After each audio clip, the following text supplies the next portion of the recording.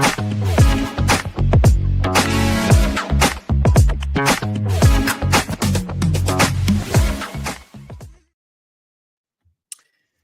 everybody. Welcome to another episode of the official SuperCoach AFL live show. Al Paton here, joined by Matt Forrest to talk teams for round 12. Obviously, the first week of the mid-season buys. So a couple less games, 4 less games. 2 less games, I guess, 4 less teams playing. So fewer teams. So it might take not quite as long as it does it normally. But Matt, welcome aboard. We'll kick it off with a pretty interesting game up at the Gabba tonight with the Bombers taking on Brisbane. We should get just about have the subs for that game very shortly. But how are you feeling heading into the buys? Certainly from SuperCoach point of view, it's a very interesting time of year. I remember the olden days where we used to say don't trade going into the buys, or the only trades you would make, maybe a couple of downgrades, try and bank a bit of cash. I think you might be trying to stick to that philosophy, but it's pretty hard these days with everybody just going hell for leather with 40 trades and trade boosts and all that kind of thing. Yeah, it's an interesting week. I've gone with 3 trades, which feels blasphemous or sacrilegious going into the first round of buys, knowing that everyone's got to buy from this point over the next sort of 5 or 6 weeks. But I have so many donuts on my bench, and so it's about correcting those guys, getting your Henry Hustwaits out, your Cooper Simpson as well, which was just devastating last week to lose him. So I'm trying to regenerate a bit of cash and hopefully, with the mid-season draft happening only last night, we should get some new debutants hopefully in the next few weeks. I can tell you right now that none are debuting this weekend, unfortunately, so we won't get an immediate hit of insulin. But we're hopefully in the next couple of weeks we can start seeing those mature ages slide into the senior sides. Yeah, it'd be really interesting just strategy-wise to see how we go with. I know there's players like the Phantom, he's like 400th overall or something. So good luck to him, but he's certainly on the charge saying upgrade every week. That's the mantra, and you don't want to fall behind anybody else. So you just find ways to do it. And if that means sort of picking maybe risky rookies on the bench, then that's what you have to do. But then I think there might be, certainly in the position I'm in, I just don't have any rookies left that are worth much. I'm a bit like you, I think. So it's a matter of, if there's anyone decent around, trying to bring them in, getting rid of some of those blue dots as well that are going to not give you anything during the buys and not making any money, just not going anywhere, even if they haven't made much, like a Hustwaite or a Ben Paton type, and replenish the bench. And hopefully that just gives you a bit more coverage through the next few weeks. And then in 5 or 6 weeks, maybe those guys have made enough money that then you can start using them and having those extra trades. There's still like 12 weeks to go or something crazy. I think the Phantom's plan is to come out of the buys with 4 trades left. So having a few extra ones, I'm hoping anyway that might help me out. Might be able to run him down towards the end of the year. But it'd be interesting to see which way it goes.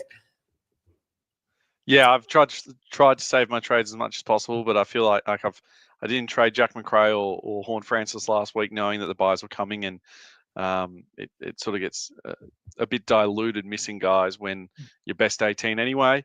But I certainly feel like I'm falling behind the pack, and especially on the cash generation side of things. The rookies that made the cash, I've already shipped them off, and the rookies that aren't making cash are just sitting there waiting to be to be played with, I guess, in a sense. So I'm trying to restart that and bring in a bit more cash over the next few weeks to finish my side. But it's looking pretty dire at the moment. Yeah, but hopefully, as you say, we might see a few. We'll get through the teams in a second. There's at least a couple of debutants this week, and then, like you say, with the mid-season draft as well, maybe we'll see a couple more in the next couple of rounds, and that'll give us some cheapies that we can bring in, because it has been pretty tough. And the advantage of I know the Phantom picked Murphy Reed from the start of the year, and that was such a huge win to get that when a lot of us missed him. You get all that money. And pretty decent points as well for a few rounds. So that did give him a pretty good head start. But we have got the subs in for tonight's game. And, of course, we could have predicted this. Poor old Elijah Sardis is the sub for Essendon. So I know there's a few people who do still have him. At this time of year, I know I was just putting on everybody who wasn't a blue dot just went onto my field in SuperCoach. You never know if, Henry Hustwaite might make a surprise appearance or something like that. And a few people probably did that with Sardis. But, hopefully he might score something. But he'll be the sub tonight. And Devon Robertson is the sub for Brisbane. But quickly look at those teams. Brisbane, I don't think really, they didn't have any changes, did they? No, but they probably the one just worth noting is still no Kitty Coleman. Chris Fagan said he had a little bit of swelling in his knee. Didn't think it was anything too, nothing too unexpected given how long he's been out. But yeah, we'll have to wait another week or two maybe to get a look at him, and then it'll be an interesting question whether you bring him in when he's obviously got this sort of injury still lingering. But given the situation with cash and everything we're talking about, we might be tempted.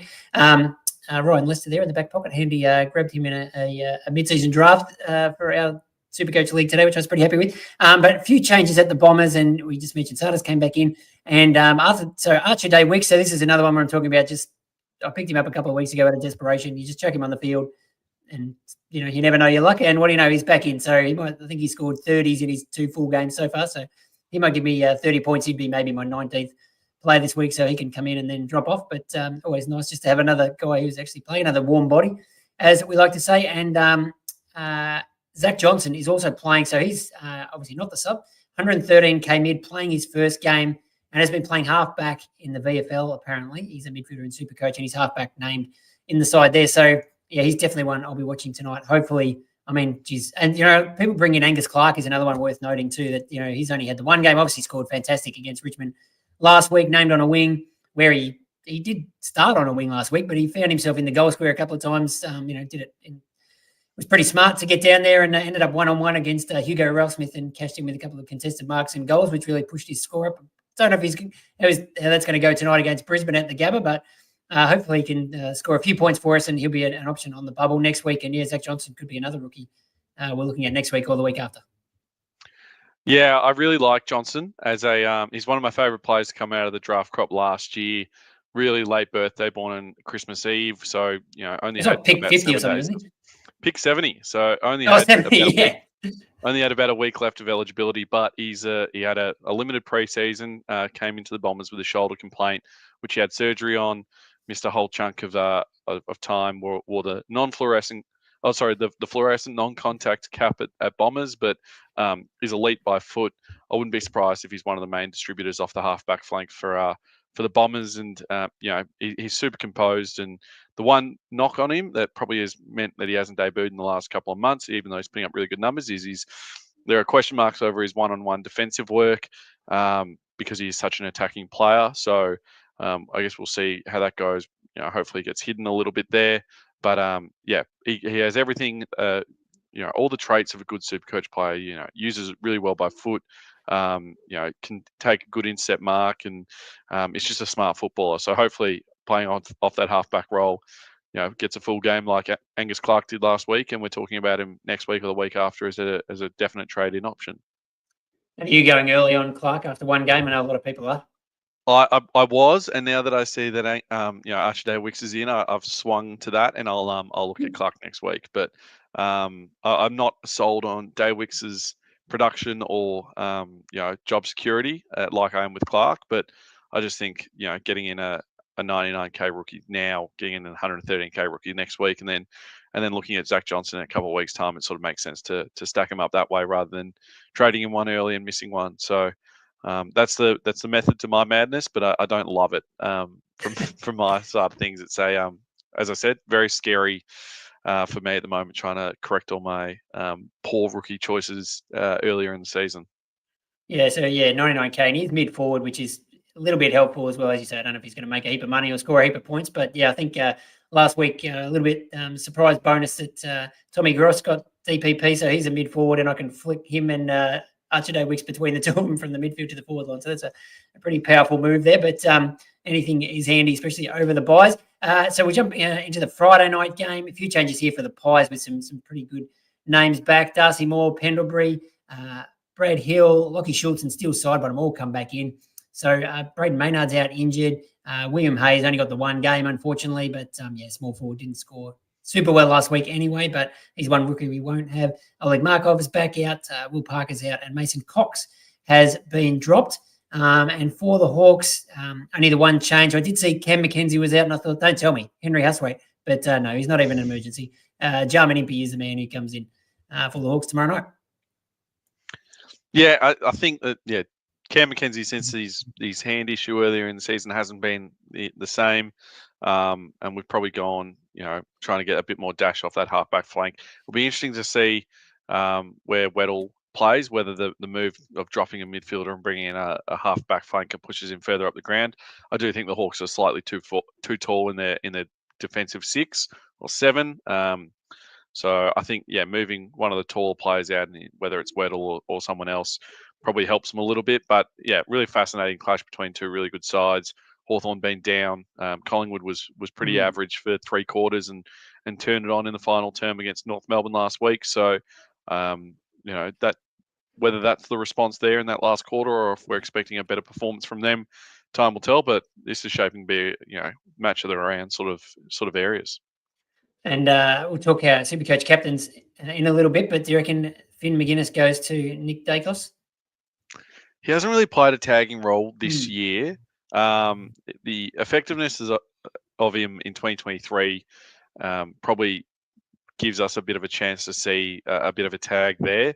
But he's playing more of a half forward sort of role in 2025. So I'd be surprised if it's a full run with role, but there's a serious chance it could be. It worked so well a couple of years ago, and he didn't get off the hook against the Hawks last year either. Yeah, it'll be interesting. I suppose maybe if Nick starts running amok, that's certainly an option for Sam Mitchell. Saturday's first game, the 1:20 match, Gold Coast hosting at Fremantle. A couple of changes at the Suns. They've dropped Ethan Reid and Malcolm Rosas. Ned Moyle is in. I know some people were looking at Jared Witts as maybe a cheap ruck, but with Ned Moyle playing as well, he might rethink that. And Leo Lombard comes in for his first game. Hopefully he's not the sub because, he looks really exciting. He's played a couple of games back in the VFL after being injured for a fair while. I think he scored over 100 Supercoach points last week. He's just an absolute gun. Dan Batten was telling us on the pod this week that he made his senior debut in the VFL as like a 15-year-old or something, playing in the finals a couple of years ago. So, obviously absolutely flush with talent. And a few changes too at Freo. So Sean Darcy is back for his first game in I don't know how long, but that'll be an interesting one for Luke Jackson owners who, he's just been absolutely flying as the solo ruck. But Freo have to figure out how to get those two to work together. Alex Pearce is out injured. He got off his suspension, but he's going to miss with injury. Cooper Simpson, we talked about 53,000 Supercoaches traded him in, including me. Probably you and obviously lots of other people. And he lasted about 2 minutes before being absolutely smashed. So I was watching that game and I saw the incident. I thought, oh, wow, that looks really painful. Who's that? Oh, don't tell me. Poor old Cooper just, I think he had the 0 Supercoach points, had no chance, and he's out now for about 10 weeks. So, shocking luck for him. Now coming in, I've got Josh Draper, Darcy, as I said, and they've got a new guy here. I think who's this N5? I haven't seen his name for a while. Yeah, he's a fresh rookie off the mid-season draft list. So it's great to see him back. Obviously, was coming back from a hamstring. Redid it for Peel a few weeks ago now, and he's back on the side. It's interesting. It'll be interesting to see the role that he does play. Yeah. Obviously, that midfield's gone past him. Bolton going in there in the last sort of month and a half since Hayden Young's his own injury has caused him out of the side. He's been flying with the two more sort of in and under players in Sarong and Brayshaw. So I don't know if Fife is going to play much midfield minutes, but he might get a stint there. He'd be a cracking sub-vest candidate, I reckon. Yes. Play him in the last quarter, ease him back into the AFL, but he's also former club captain and an absolute champion of the football club. Arguments to be made that he's the club's best ever player. It'd be him and Pavlich, 1 and 2, I'd say, whichever order you have him. So, whether he gets a sub vest or you just back him in to play a full game, we'll have to wait and see. Yeah, interesting. I see Bolton is named in the centre, but we'll see if that affects anything. Nathan O'Driscoll, an emergency there too. So I think he's had a game or two in the waffle back from his shoulder injury that he's kept him out for a long time. So he's sort of on the fringes there as well. Now the later afternoon game on Saturday, the Giants versus Richmond. Josh Kelly's back for GWS, his first game for a little while. Toby McMullen comes in as well. Jacob Ware and Harry Rouston's straight back out. So another rookie candidate scrubbed off the list. And a few bigger names back for the Tigers. Tom Lynch is back. Toby Nankervis. Dion Prestia for his, I'm pretty sure it's his first game for the year. We always know he's had so many injury problems, but very important player for Richmond when he's up and running. And Tyler Sonsie gets another go. He's had, I think, 37, 38 disposals the last couple of weeks in the VFL. So I know Richmond fans very keen to, can we just put him in the centre square and see what he can do? Because it seems like every time he comes into the seniors, they put him on a half-forward flank or sort of bury him somewhere and he doesn't get a chance and, he gets about 10 touches and that's about it. And, back to the VFL in a couple of weeks. So, I think, time to at least have a look at him and see what he can do. But with Prestia back, it might be hard to find a spot for him in there. Although Thompson Dow is out injured for a while. These guys, certainly Dow and Sam Lawler, both, I think it's like 5 or 6, 8 weeks injuries. Dislocated kneecap, I think it is for Thompson Down, Lawler a hamstring. So those guys are going to be out for a while. Samson Ryan straight back out, and Maurice Rioli was the sub last week. And he's been dropped. But anything there that takes your fancy? I know a few people looking at Kane McAuliffe, who's named there on the bench, who's scored 80s and 90s the last 2 or 3 weeks, about the 280K range in SuperCoach as a potential, the sort of guy you could maybe jump on for 5 or 6 weeks, get you through the buys, scores hopefully those 80s and 90s on field and makes maybe 100K. But is that the sort of play you would consider? What do you think of Kane's prospects? Yeah, I don't mind him. I did look at him after his first game without the vest, and he put up a 90 odd. So I sort of sussed it then, but I decided against bringing the elevated price, and he's gone on to score pretty well. It'll be interesting to see the impact of bringing in Dion Prestia there.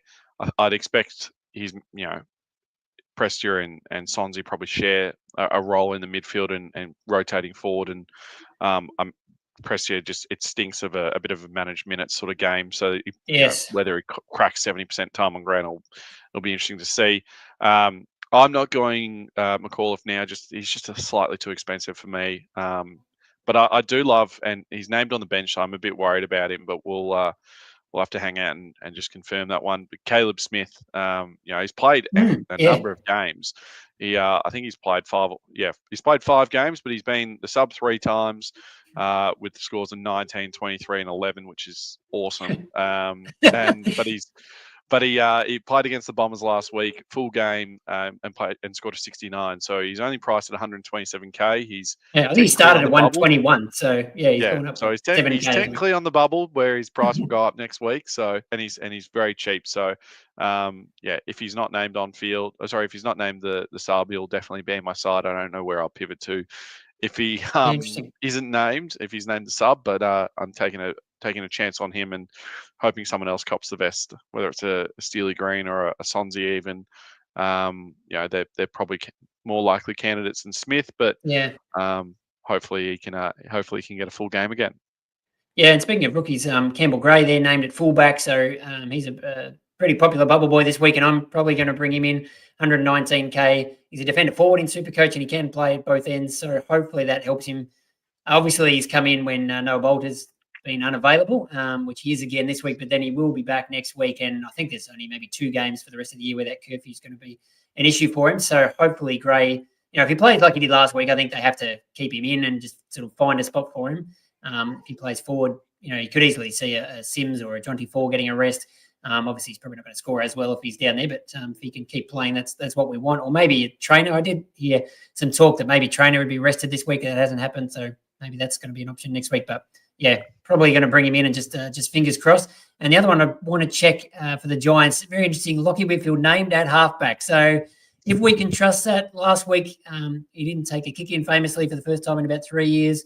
Poor old Tim Mitchell brought him in, paid up, and saw him lining up at half forward, and he played there most of the game. I mean, didn't score atrociously, but it makes him really interesting. I think he's dropped in price to about 560K, which is really good for him. He's scored fantastically all year, has been the number 1 defender. I think Sinclair might be just ahead of him now after last week, but 560 is a great price. And you think the way those sort of players score against Richmond, we saw what Nick Martin did last week, and he's sort of similar style. You could easily imagine him putting up a game like that, but you'd want him to be playing halfback. So it's a bit of a risky one to pay up and bring in someone at that price if you're not 100% confident. But does that make you feel a little bit better seeing him at halfback? Yeah, it certainly does. I still don't have him, and I was looking at him this week. If I had anyone who made enough cash to move to him, but no, the half forward thing last week was a bit scary. He still scored pretty well for that role. I think he had 27 disposals. Yeah. The 9 kicks was a concern. He obviously is an absolutely penetrating boot when he's playing off the half-back flank, and he's really damaging. But the fact that he was playing a half forward meant a lot of his disposals were, by hand. So that was slightly concerning. It's great to see him named at half-back, but now that I don't have him, I'd absolutely wait to make sure he is actually lining up at half-back before looking to trade him in. So that might not be for a few weeks yet, but he's certainly on the radar. Yeah. I think I don't think I can quite get there price-wise, so it wouldn't bother me that much if he played forward again, especially as a Richmond supporter. But I think it's probably more likely than not that he's back there again. Swans Adelaide is the one Saturday night game this week. Sydney, Callum Mills out, suspended, so that's a bit frustrating. I thought he looked really good early last week. Did maybe get a bit tired, finished sort of in the 60s SuperCoach-wise, but we have to wait another week. You'd want to see another game from him, I think, before potentially bringing him in, but he's someone I would definitely be considering, but obviously it won't be this week. Ollie Florence been dropped. Sam Wicks is injured, and in comes McInerney's back. Lewis Melican comes in, and Caleb Mitchell. I'm not sure how many games he's played, but Ben Paton on the emergencies, unfortunately. I thought he might help me during the buys. And not much happening at the Crows. Tex Walker's back in after he was rested pretty much last week, and Brodie Smith is back again, and they've managed Rory Laird, and Zach Taylor is dropped. But, not a huge amount to go on, I don't think, there at those two teams for SuperCoach-wise this week. No, pretty boring. Caleb Mitchell, I think is relatively cheap. But I could easily be the sub. I think it's pretty standard, to be honest. There's nothing super exciting outside. Isaac Heaney named on the in the midfield again. We like that. He's still relatively cheap if you want to jump on him. Yeah. And Chatty Warner as well is still slightly underpriced. I mean, it depends. You're paying $530K for a forward, but his last sort of 4 or 5 weeks has been really quite strong. So he's another option there. Yeah, and Angus Sheldrick on the bench. He's a bit in that Kane McAuliffe mold. He's a little bit cheaper, that around sort of 540K. 230 or 240K in SuperCoach. Put up a couple of 80s the last couple of games. Actually played full games. Hasn't been the sub and been all right. So he's another one. Similar kind of theory that you could get on maybe over the course of the buys, but always a little bit risky with him because you just don't know if he might cop the sub vest. But yeah, I think Caleb Mitchell, and you've got Cleary there as well as a couple of options. He probably should be safe, but I don't know if it'd be quite brave enough to go there. And I think that's all the teams we've got on that page. But we can talk through some of the changes for the Sunday games, which is only 2 of this week. The Saints, a couple of interesting names. So Darcy Wilson out, which Ross Lyon did allude to after the game last week, that he's been battling a bit and pretty much spoke to the coaches and said, I don't mind the idea of maybe going back to the VFL and trying to find some form back there. So the Ians, but these are sort of extended bench sort of stuff. Dan Butler, I don't know if we've seen him all year. He's back. Jack Carroll, the ex-Blue, who is rookie priced in SuperCoach if he happens to get a game. Angus Hasty, who's another rookie we haven't seen for a long time, and Max Heath. But yeah, again, mostly on the extended bench. And I think Hugh Boxall's also on the extended bench again for the Saints. So he's one that, as I say, just stick him on your field and hope for the best. If he gets a game and dodges the sub. And on the Demon side, Charlie Spargo's out injured with that shoulder. And Jack Viney should come back in. Bailey Laurie, Jed Adams, and Jack Henderson are the other ins, but again, mostly on the extended bench. So we'll get the final team at about 5 o'clock tomorrow. Yeah, nothing super exciting out of those, to be honest. I imagine Viney comes into the side as Melbourne's only change. At least it's been confirmed with Spargo out. It'd be great to see a Bailey Laurie or potentially even a Jed Adams debut. Both named on the extended bench. Laurie has been sort of dominating in the VFL. He's racking up 30 touches and kicking almost a goal a game most weeks. So really good VFL form, but obviously when he gets his chance at the AFL level, he hasn't really taken it with 2 hands. So it'd be good to see him back in there. But once again, unlikely, I'd say at this stage, unless they make a second, unforced change. And the last game of round 12 is West Coast Geelong, the late one on Sunday. And the big news, I guess, that SuperCoaches have been sweating on is Bailey Smith, who talked about getting pain-killing injections before the Bulldogs game, but there was some footage of him running around to training, and he is named in the team at this stage. So we know with the Cats, it wouldn't be a total shock if they made another change closer to game time. But so far, he's there, which we all want to see. I think he'd be we'll get to captains in a second. He could be a great captain against the Eagles, but it'd be a bit risky given the potential for a late change, as we know the Cats are prone to. But Connor O'Sullivan back, Ollie Wiltshire and George Stevens is named for his debut, but again, probably extended bench, have to check that. And the Eagles love teasing us with their extended bench. Bo Allen's there, Archer Reed's back, Jack Williams, Job Shanahan, and Hamish Davis. Interesting, Tom Gross has held his spot, but on the extended bench, so we'll see if he survives after his, I think it was 8-point game last week, before being subbed off in the third quarter. And the outs for the Eagles, Jake Waterman's injured. He's going to be out for a while. And they're managing Bailey Williams. So that's not a bad result for Matt Flynn owners like me, especially coming up against the might of Reece Stanley in the ruck.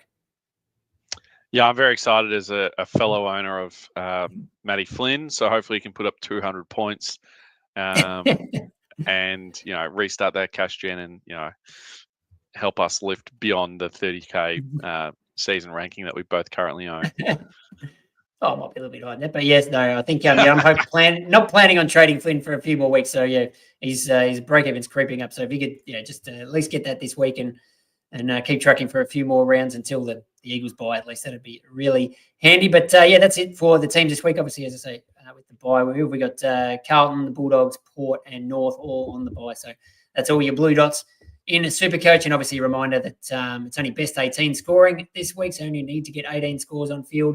But yeah, that's not necessarily that straightforward given some of the outs we've had. And did I even mention Zach Reid being out for the Bombers? But yeah, he definitely was. Obviously, massive out in a Supercoach. And you also get obviously 3 trades and 4 if you still have a boost like me for some reason. But that's it for the teams. And now, of course, very importantly, welcome to this week's Best Bets powered by Better.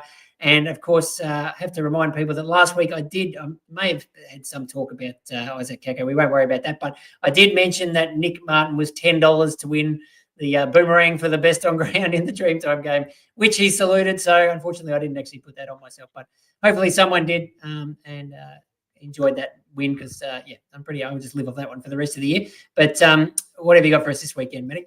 I can't remember what your bet was, to be honest. I can't either, which gives me a sense that it was a loser. So we'll bask in the glory of your $10 odds. So we'll take that. I'm looking at tonight's game again. I seem to be a bit of a fiend for the Thursday night footy. I'm looking at Zach Johnson, my man, debutant. He's doesn't have the sub vest. He's going to have 20 touches. It's paying $3.50. So let's jump on that. Let's load up. Yeah, no, I like that. I couldn't really find a whole lot that I liked for this round, so I looked ahead to some of the futures markets, and Levi Ashcroft is $2 for the Rising Star, which, that's not telling anybody anything groundbreaking. He's clearly the favourite, ahead of Harvey Langford, $7, Archie Roberts, $7.50. He hasn't actually been nominated yet, but you assume he would sometime soon. But, he just seems so far ahead of the pack. Unless he gets injured, I can't see anybody taking that off Levi. And $2, you can double your money. That's still not too bad. And when you look at the Brownlow, I was looking at those odds, and we've got Nick Dacos is the favourite currently, Bailey Smith second favourite, and then third is Jordan Dawson at $6. And I looked a little bit deeper into him, and we don't always, Supercoach doesn't always equal Brownlow votes, but he's had 5. He's really sort of been hot and cold. Where in Supercoach he either is scoring 120 plus or maybe sort of down under 80, consistency doesn't really help you out on Brownlow night, but he's had 5 games over 120. So there's a chance to have maybe, 15 votes already. And I looked at the, obviously the Crows are winning more games this year. And last year in Adelaide, club by club votes, Dawson got 18 and the next best was Rory Laird and Jake Saligo with 7. So he just dominates the voting over there. I can't really see anybody, maybe Isaac Rankin might get a couple, but not a heap of Crows who are going to be taking votes off him in those wins. So, yeah, I really like him at the $6. So, yeah, just if we're looking ahead to the end of the year, that's I suppose we won't know the outcome of that one for a while, but that's something to think about and potentially have a crack at. But, of course, what is gambling really costing you? For free and confidential support, call the number on the screen, 1-800-858-858, or visit the website gamblinghelponline.org.au. Now, see, there's quite a few questions queuing up here, but while we have a quick look at those, who do you like as a captain this week? No, Tristan Cherry, who's been just about locked for the last month or so. We do have Max Gordon still playing, but anyone else that jumps out for you? I'm looking at tonight's game. Obviously, there's a few midfielders in the Brisbane side that are very valuable and viable captaincy options. Lockie Neal coming off a 143 last week makes sense, and he'll be my vice captain at the moment. Not too sure who I'll lead into. Bailey Smith was probably the one, but obviously the news of or the concern around him being a laid out probably hurts him a little bit. But yeah, I'm sort of tossing it up there at the moment. Christian Petrarca against the Saints maybe on Sunday makes sense as well. He's been pretty good. I'm trying to avoid Nick Dacos in the game just in case Finn McGuinness goes against him against the Hawks. So that's probably my movement at the moment. Chad Warner against the Crows as well could also be an option for me. But I'm a bit stuck, to be honest. I'm really hoping that Neil comes out and scores 130 and I don't have to worry about it too much.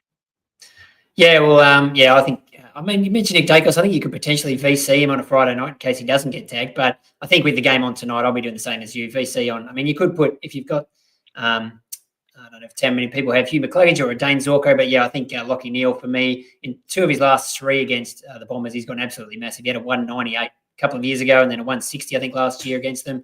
There's actually a question if Neil cops a Settlefield or a Durham sort of run with tonight. Durham, it wouldn't shock me if he sort of tried to put a little bit of defensive heat on him, but I don't know if they have sort of a real hard tag there. So certainly for a VC, I think Neil's a pretty good bet.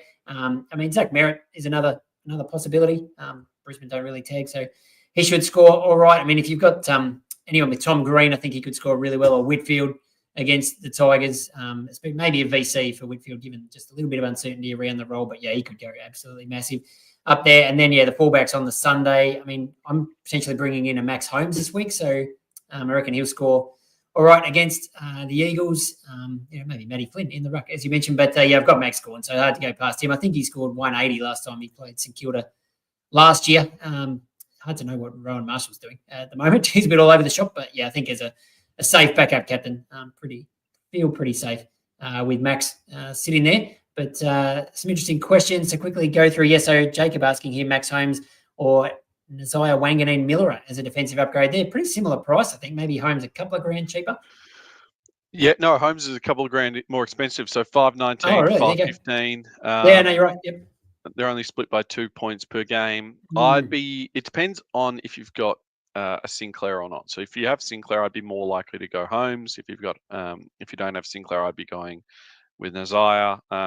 However, I think if it's the final upgrade spot, you probably have Sinclair. So that's just my theory. I'd rather spread the eggs across multiple baskets there and try and limit or mitigate the concerns of a team getting absolutely smashed and then both scoring 60. So that's what I'd be doing. But in saying that, I do have all 3. So I don't know if that helps at all. Well, I've got Sinclair and Naz, and I'm going to bring in Holmes this week, so I'll have all 3 as well. I think they're both great options. Maybe look at your buys as well. Round 13 for the Saints is okay for most people because there's only the 2 teams off, but I think they have about 7 St Kilda and Fremantle players. But that could be something that sways you one way or the other. But I think they're both could average that 1-5, 110 in the run home. And the Cats' run is absolutely ridiculous. They play a bunch of home games and they've got Richmond twice. A few games that you think guys like Holmes could potentially get off the chain. We haven't don't know if anyone's mentioned him, but any thoughts on Tom Stewart? I know Dan is bringing him in. He's down to the 420K range. Obviously, injuries have been a worry this year, but that's pretty cheap. Yeah, the number of home games at GMHBA as well is really good. I remember, I think it was 22 or 23 where he averaged like 140 or 145 down there, and it was amazing.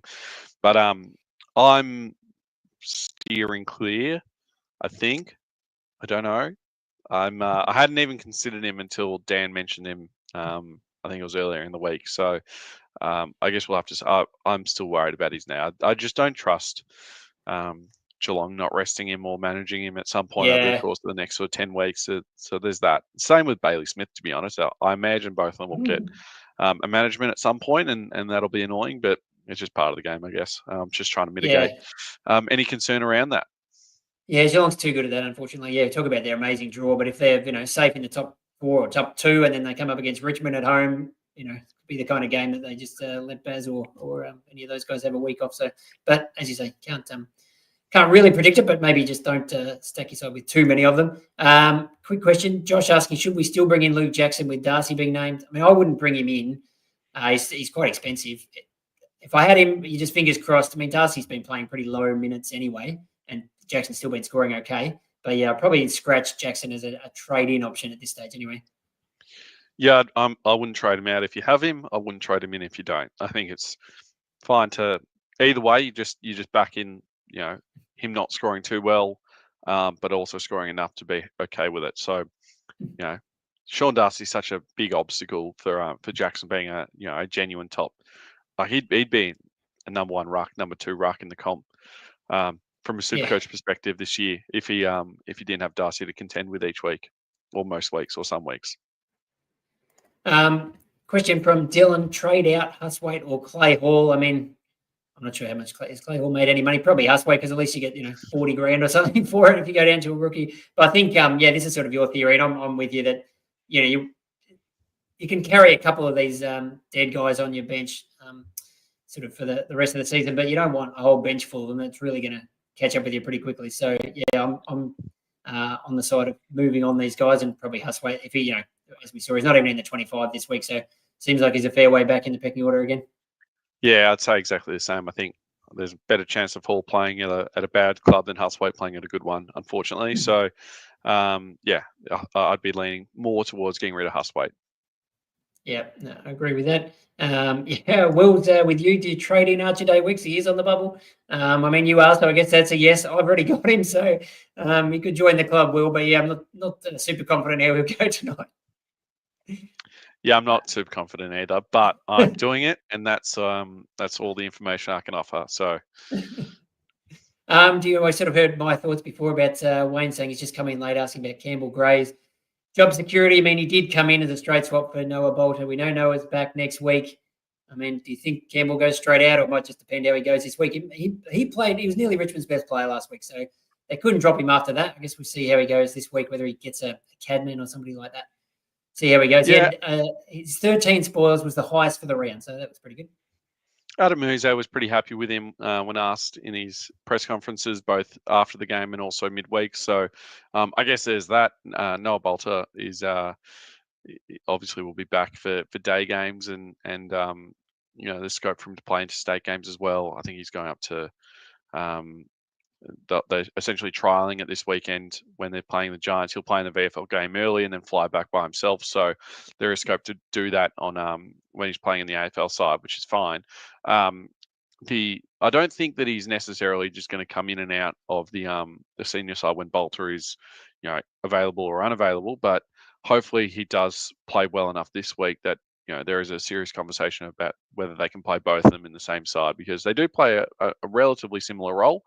But he's playing well enough at this point, or at least last week, and if he does it again, that you have the conversation like, yeah, why not? Let's go both of them. So I think it's a bit dependent on how he goes against the Giants, and if he plays well, then I'd say that's good signs. But obviously we're trading him in before that game, so fingers crossed, I guess. Yeah, exactly. I mean, he's unlucky that the one area on the ground that Richmond's sort of pretty well stocked is for tall defenders at the moment. But tall forwards, they've got a bunch of kids playing up there. Like I said, a Tom Sims, a John Fall getting games, and he can play forward. He's done both in the VFL and done it to a reasonable level. So that's an option to might just help him stay in the side if they want to mix things up.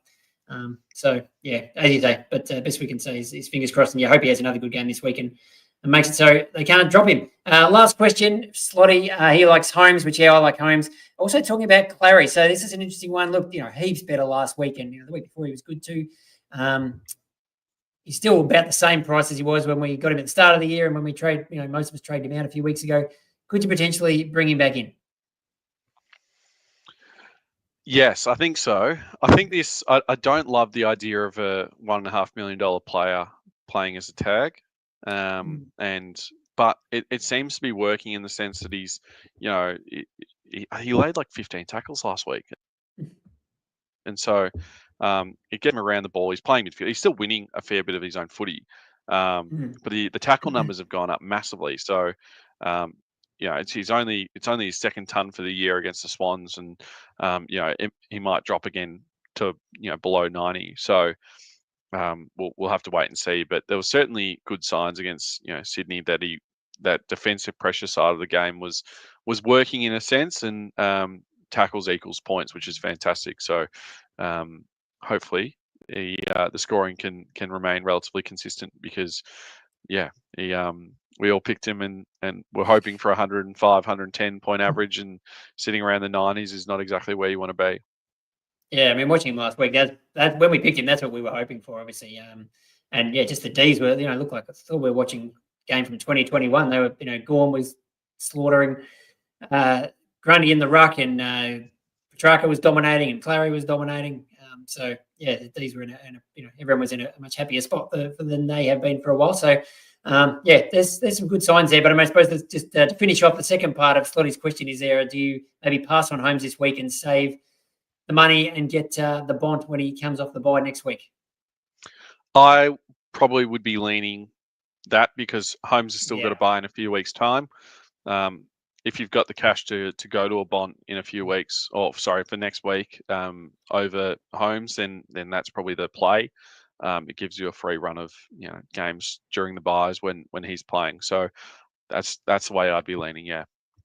Yeah, me too. And presuming you've got the 18 or 19 this week, then I think I'd do that as well. And like I said, my bench is looking pretty rubbish. And my last, I've still got a couple of rookies in my last, midfield and forward spots. That was a Cooper Simpson, so got to have to do something about that. But the positive is I've got the Bont, I've got Gawn and a couple of guys like that. And I just hope, maybe not everybody has Bont and it can carry me for as long as it takes until I can do something about those rookies, which might be a while given the situation. But as we said, there's a few names around this week in the mid-season draft that might help us out. So good luck with all of that. We've managed to go for a fair while, given there's even less games this week. But thanks, Matt, for jumping on.